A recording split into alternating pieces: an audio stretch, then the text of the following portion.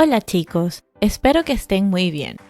Hoy vamos con más conceptos de gramática que debes saber. Los pronombres son palabras que se refieren a un sujeto que ya nombramos.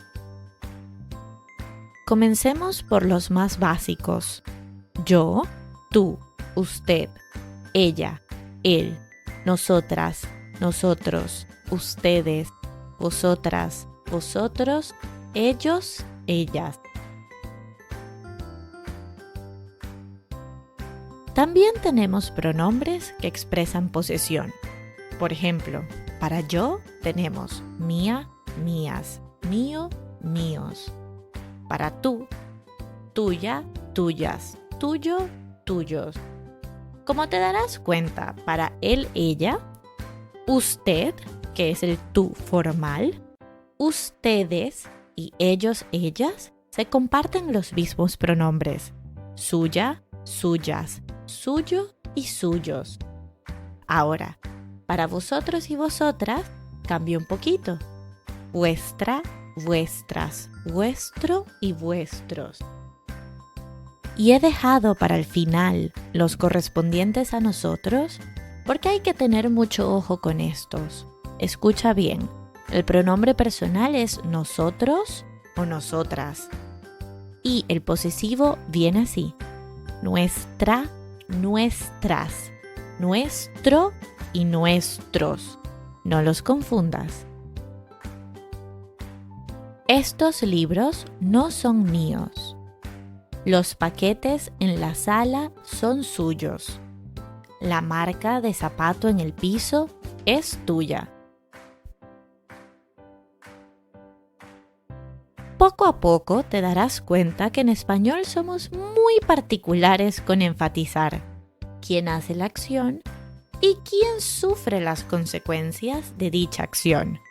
Y de hecho para eso tenemos una categoría de pronombres especiales.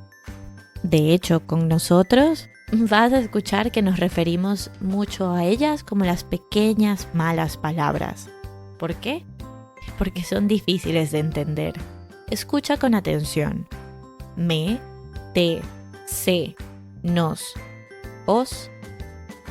Y es que ya te darás cuenta, cuando hablamos lo hacemos tan rápido usando palabras pequeñas que parecen una sola muy larga, pero no. Él se ducha cada mañana. Me levanto temprano en la mañana para ir al trabajo. Tenemos que irnos temprano. Y hablando de pequeñas malas palabras, las preposiciones. Estas establecen relaciones entre dos partes de una oración y la mayor parte del tiempo no tienen una traducción exacta. Hay algunas simples como a, ante, bajo, cabe, con, contra, de, desde, durante, en, entre, hacia, hasta, mediante, para, por, según, sin, so, sobre, tras, versus y vía. Los estudiantes están estresados durante los exámenes. Los libros están inclinados hacia la derecha. Tras los recientes acontecimientos, todas las escuelas cerrarán.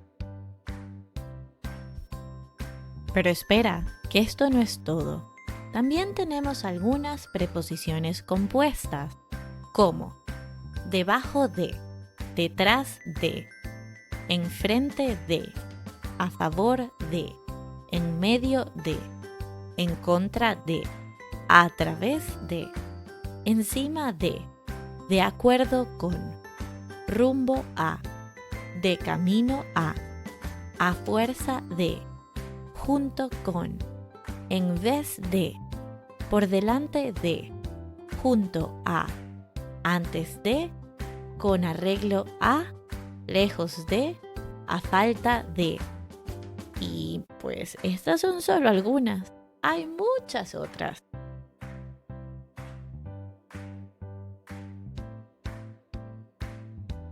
Las llaves están en la mesa enfrente del televisor. De camino a la casa tengo que comprar pan.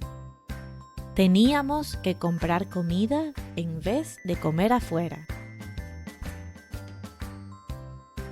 Y no te mortifiques si buscas en Google Translate alguna y no encuentras su significado.